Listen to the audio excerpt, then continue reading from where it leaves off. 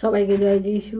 আমাদের মহান প্রেমময় পিতা প্রভু যীশু খ্রিস্টের নামে আমি আজকে রাত্রিতে সবাইকে স্বাগত জানাই। আসুন আমরা আজকে ঈশ্বরের চরণতলে এসেছি, তাকে ধন্যবাদ জানাই এবং প্রার্থনায় যাই। তার আগে আমি ঈশ্বরের বাক্য থেকে কিছুটা অংশ আমি পাঠ করব।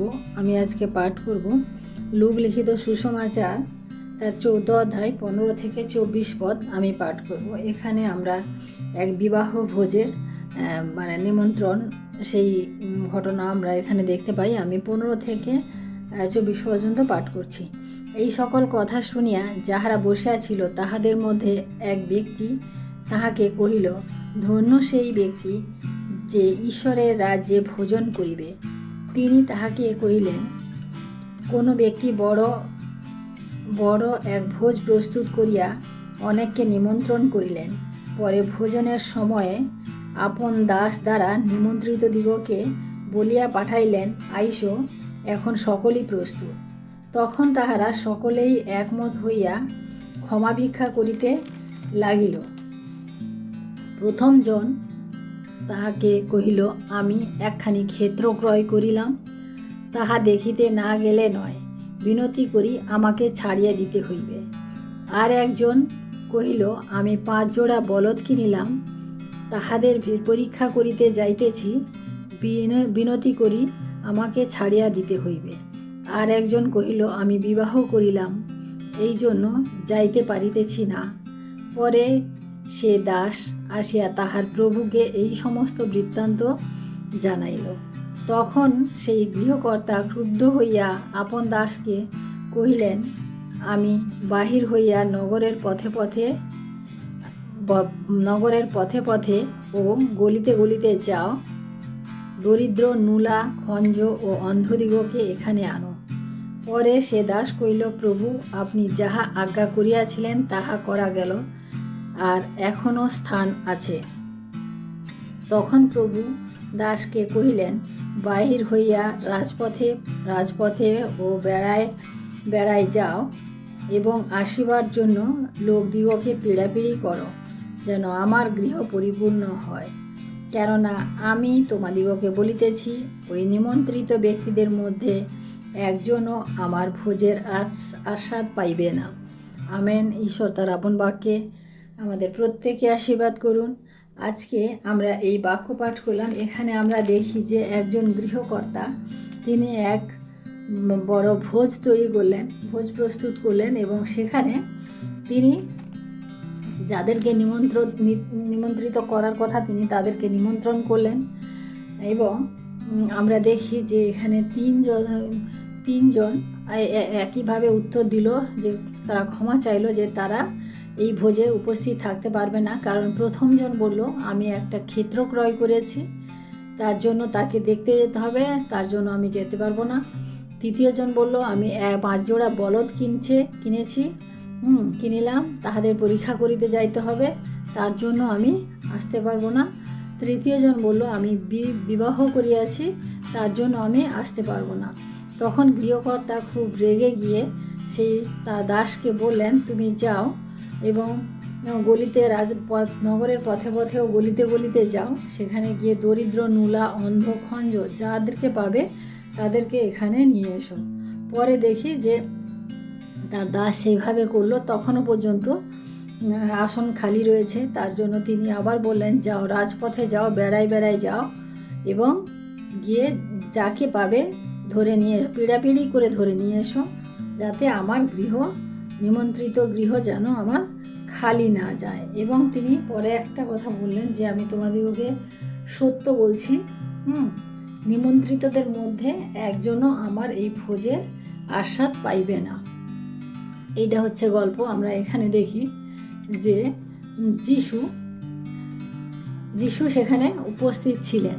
আমরা যখন দেখি যে যিশু তখন কোথায় ছিলেন, ফরিসিদের ঘরে তিনি ছিলেন, সেখানে তিনি নিমন্ত্রিত ছিলেন। এবং ফরিসিরা যাদেরকে ফরিসি বলা হচ্ছে তারা হচ্ছে জিহুদি, কিন্তু তারা হচ্ছে মসির ব্যবস্থা যারা মানত তাদেরকে ফরিসি বলা হয়। ফরিসি বলতে বিশেষ কোনো জাত না, কিন্তু বিশেষ এক গোষ্ঠী সমাজের যারা মসির ব্যবস্থাকে মেনে চলতো এবং সেই মতো লোককে শিক্ষা দিতেন।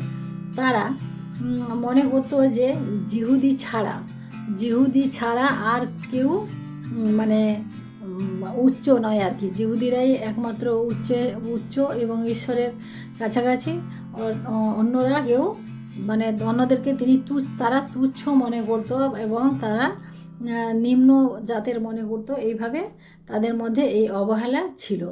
কিন্তু যিশু সেখানে ফরিসীদের গৃহে তিনি ভোজনে উপস্থিত ছিলেন এবং এই যে দৃষ্টান্ত দিলেন, যে এখানে আমরা দেখি যে তারা বাহানা করেছিল না, তারা অজুহাত দেখিয়েছিল যে তারা প্রথমজন বলেছিল আমি একখানি ক্ষেত্র ক্রয় করেছি, তার জন্য সেটাকে আমার দেখভাল করতে হবে, তার জন্য আমি যেতে পারবো না।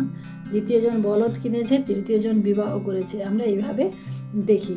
অর্থাৎ যিশু এখানে যে উদাহরণ দিয়েছেন এটা হচ্ছে স্বর্গরাজ্য সম্বন্ধে তিনি এই কথা বলেছেন। কারণ স্বর্গরাজ্যে তিনি সেই সব লোকদেরকে যিশু নিমন্ত্রিত করেছিলেন যে যারা মন পরিবর্তন করবে এবং যিশুর কাছে যারা আসবে এবং বিশ্বাস করবে তারাই একমাত্র স্বর্গরাজ্যে যেতে পারবে। কিন্তু এখানে দেখি যে ফরিসিরা নিজেদেরকে অনেক বড় মনে করতো এবং অনেক মানে উচ্চ মনে করতো, কিন্তু তারা কখনো যেতে পারবে না। এখানে সেই ফরিসিদের উদাহরণ এখানে দেওয়া হয়েছে। কারণ তারা মানে ঈশ্বরকে তারা কাছে পেয়েও যিশু হচ্ছিলেন ঈশ্বরের পুত্র, তাকে কাছে পেয়েও তারা কিন্তু স্বীকার করেনি। সেই জন্য তিনি স্বর্গরাজ্য বিষয়ক এই একটি দৃষ্টান্ত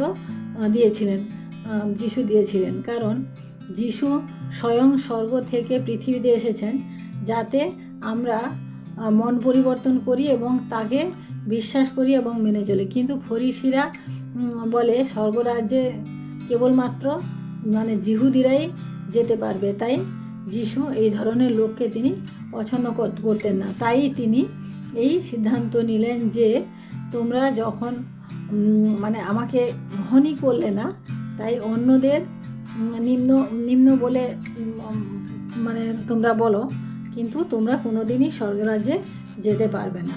আর আমরা এখানে 3 ধরনের লোক দেখি। প্রথমে হচ্ছে যে জমি কিনেছিল, মানে যে ক্ষেত্র ক্রয় করেছিল। মানে এখানে তিন ধরনের লোকের উদাহরণ দিয়েছেন যে তারা স্বর্গে যেতে পারবে না। এখানে তিনি সেই সব লোকদেরকে দেখেছেন যারা জমি ক্রয় করেছিল। তারা হচ্ছে সেই ধরনের লোক যারা ধনসম্পত্তির চাপে তারা ঈশ্বরকে কোনোদিন সঠিকভাবে ডাকারও সময় পায় না। ঈশ্বর থেকে অনেক দূরে থাকে। তারা শুধু ধনসম্পত্তির মানে নেশায় তারা জীবন কাটিয়ে দেয় এবং তারা কখনোই ঈশ্বরকে তারা কাছে ডাকে না বা ঈশ্বরের কাছে তারা আসে না।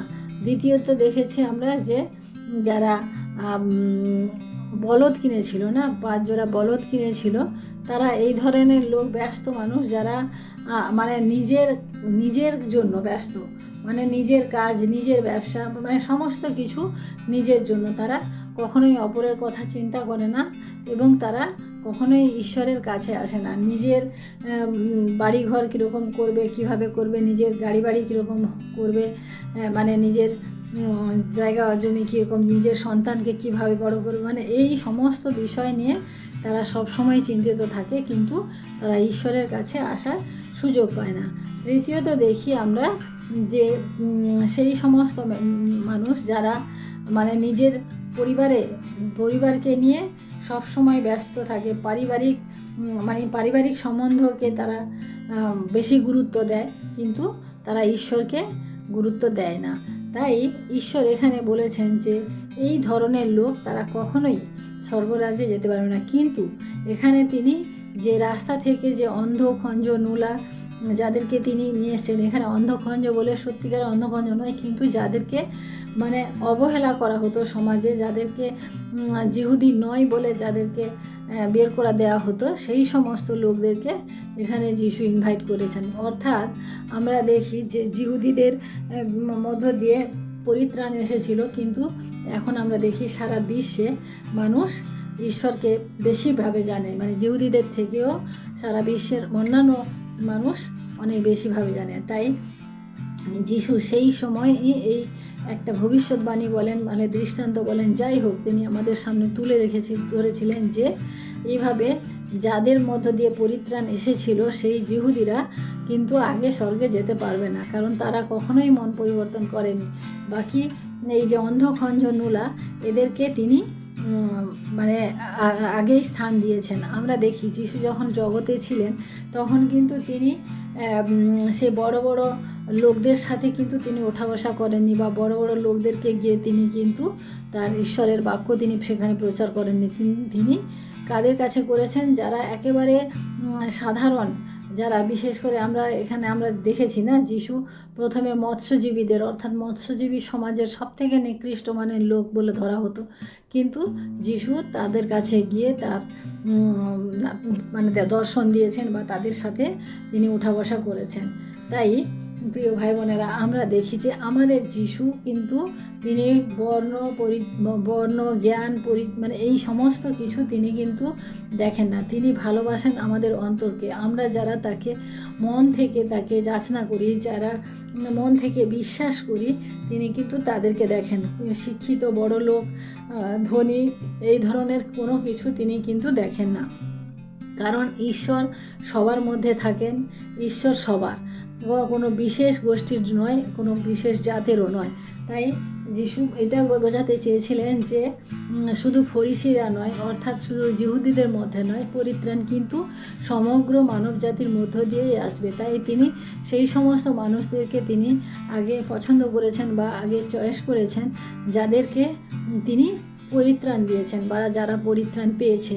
তাই প্রিয় ভাই বোনেরা, আমরাও দেখি যে আমাদের জীবন, আমরা এই 3 ধরনের মানুষের মধ্যে আমরা কার মধ্যে পড়ি, নাকি আমরা সেই অন্ধখঞ্জ নুলা যাদেরকে সে রাস্তা থেকে ধরে নিয়ে আসা হয়েছিল আমরা তাদের মতো।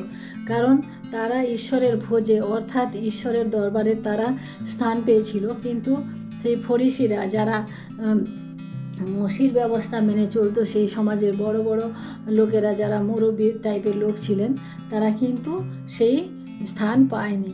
তাই আমরা চেষ্টা করি আমরাও যেন ঈশ্বরের গৃহে আমরা যেন স্থান পাই, আমরা যেন ঈশ্বরের সাথে যখন তিনি আসবেন তখন যেন আমরা মাথা উঁচু করে তার সামনে গিয়ে দাঁড়াতে পারি, কারণ তিনি আমাদেরকে আরেকটিবার ইনভাইট করবেন তার সেই রাজ্যের জন্য। কিন্তু সেই ইনভাইটের সময় কিন্তু আমাদের আর সেই মানে প্রেমের সেই পত্র তিনি দেবেন না। তিনি কিন্তু বিচারের দণ্ড নিয়ে সেদিন তিনি আসবেন, এবং সেই বিচারের দণ্ডের সামনে আমাদের সমস্ত কার্যকলাপ, আমাদের এই জগতে আমরা যখন আছি, আমাদের জন্য তিনি যে পরিকল্পনা করে আমাদেরকে পাঠিয়েছেন বা যে আশা তিনি আমাদের উপরে রেখেছেন, আমরা তা কতটা কার্যকর করতে পেরেছি সেটা তিনি দেখবেন। তাই প্রিয় ভাই বোনেরা, স্বর্গরাজ্য সন্নিকট এই কথা আমরা শুনেছি, আমরা জানি, কিন্তু যিশু দ্বিতীয় আগমনও সন্নিকট, যাতে আমরা সেই আগমনের জন্য প্রস্তুত থাকতে পারি। তাই আমরা সেই ফরিসিদের মতো নয়, কিন্তু আমরা সেই পথের পাশে লোক, যারা যারা পীড়িত, যারা লাঞ্ছিত, সেই সমস্ত লোকদের মতো আমরা যেন হই, কারণ তাদের দ্বারা সহজে মন পরিবর্তন হয়েছিল এবং তারা ঈশ্বরের দর্শন পেয়েছিলেন এবং তারা ঈশ্বরের পরিত্রাণ পেয়েছিলেন। আমরা যেন সেভাবে পরিত্রাণ পাই। আমাদের মধ্যে অহংকার, আমাদের মধ্যে গর্ব, আমাদের মধ্যে অর্থের প্রাচুর্য, আমাদের মধ্যে সৌন্দর্য, এই সমস্ত কিছু আমরা যেন পরিত্যাগ করতে পারি এবং আমরা ঈশ্বরের কাছে যেন নম্রভাবে আসতে পারি। তাই প্রিয় ভাই বোনেরা, আজকে রাত্রিতে আসুন আমরা প্রার্থনা করি এবং ঈশ্বরের কাছে আমাদের জীবনের জন্য আর একটিবার তাকে যাচনা করি।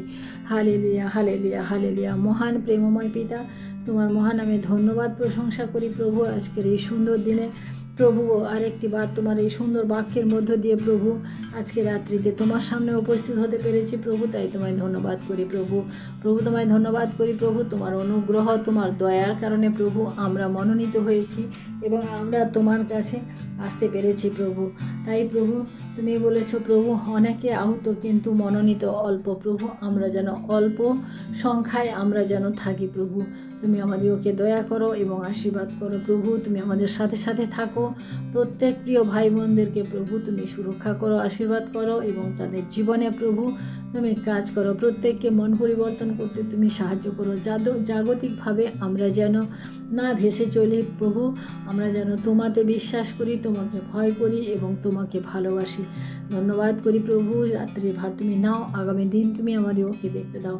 প্রত্যেক প্রিয় ভাই বোনকে তুমি আশীর্বাদ করো এবং সঙ্গে থাকো, দয়া করো। সমস্ত মহিমা গৌরব প্রশংসা প্রভু তোমাকে দিয়ে এই বিনোদী প্রার্থনা চাই আমাদের মুক্তিদাতা ত্রাণকর্তা প্রভু যীশু খ্রিস্ট তোমারই নামে, আমেন। সবাইকে জয় যীশু। সবাই ভালো থাকবেন, সুস্থ থাকবেন। আজকে রাত্রি সবার শুভ হোক। সবাই ভালো থাকবেন। জয় যীশু।